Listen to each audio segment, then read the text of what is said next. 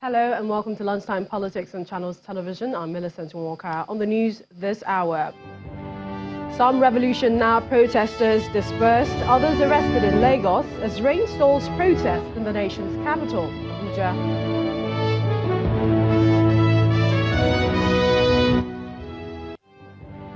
Hope Democratic Party delivers its final address in its petition against President Buhari at the Presidential Election Tribunal, as Tribunal reserves judgment in the petition. And former National Chairman of the All Progressives Congress, Chief John Oyego, criticizes action of National Assembly in crisis rocking the Edo State House of Assembly, saying order for a fresh proclamation undermines the powers of Governor Godwin Obaseki.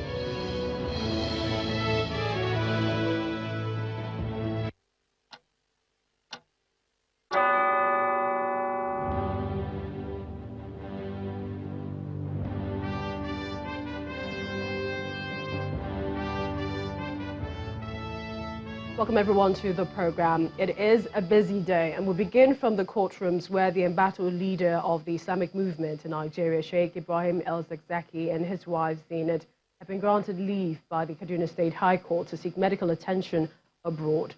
In his ruling, Justice Darius held that the Ayman leader and his wife would be accompanied to India by officials of the Kaduna State government, but did not give any time frame regarding their stay there, and no date has been fixed for the trip.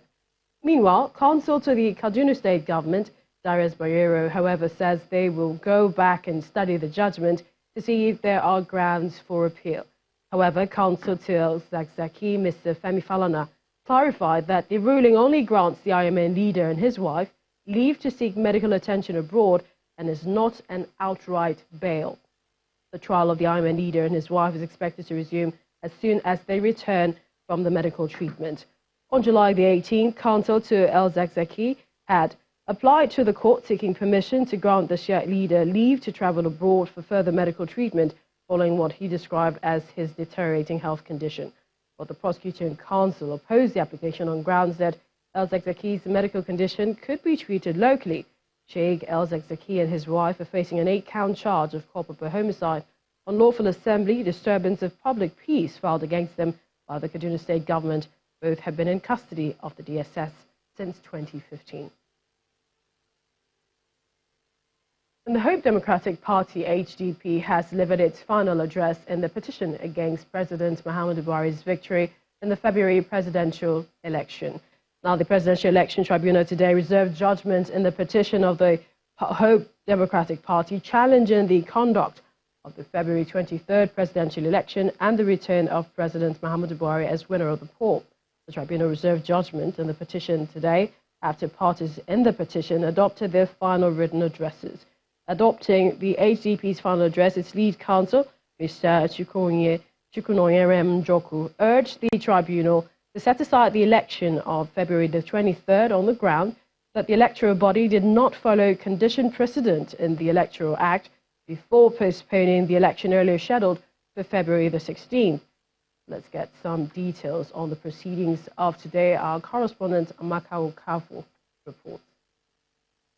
It was a very short moment at the Presidential Election Tribunal as it reserved judgment in the petition filed by the Hope Democratic Party and its presidential candidate challenging the conduct of the February 23rd presidential election 2019. In adopting the final written address of the party, its counsel, Mr. Chukwunonyere Njoku, urged the tribunal to set aside the election of February 23rd because it was not conducted in line with the law. Mr. Njoku told the tribunal that condition precedent in the Electoral Act was not followed by the electoral umpire INEC to conduct the said election, and as a result of that, a referendum was conducted on the 16th of February, which returned Mr. Oworu as the duly elected president of the country. Now, in responding to that address, all respondents in the case, which include President Muhammadu Buhari, the All Progressive Congress, And the Independent National Electoral Commission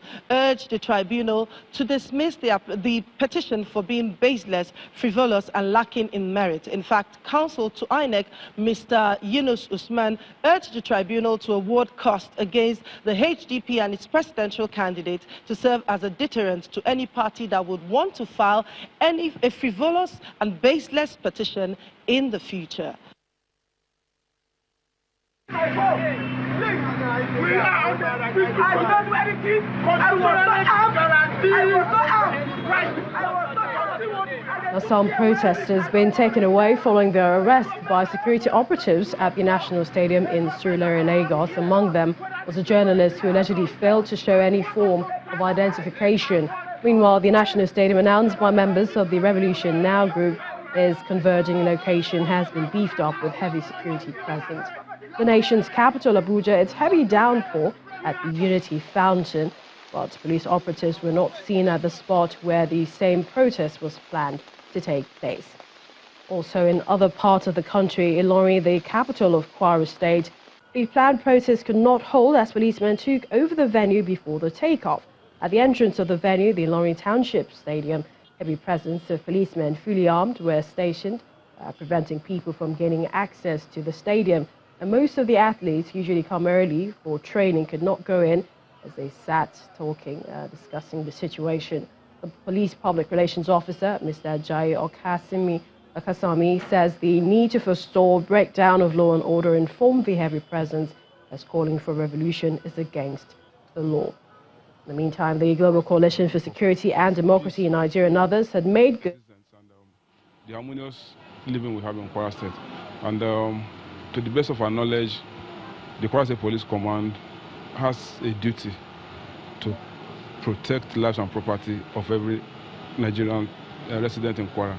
And the protest which you are talking about to us is not permitted in Kwara State in the sense that they are claiming to go on revolution.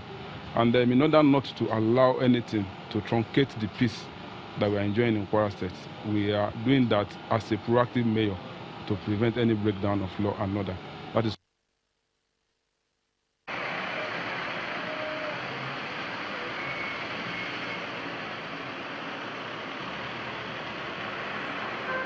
The Airport Road in Benin City, the Edo State capital, is the venue organizers of the planned peaceful protest to demand the release of Mr. Sowore. There was no sign of the protesters when we arrived at the venue, and that's our correspondents arrived at the venue. Some personnel and vans of security agencies were, however, stationed there.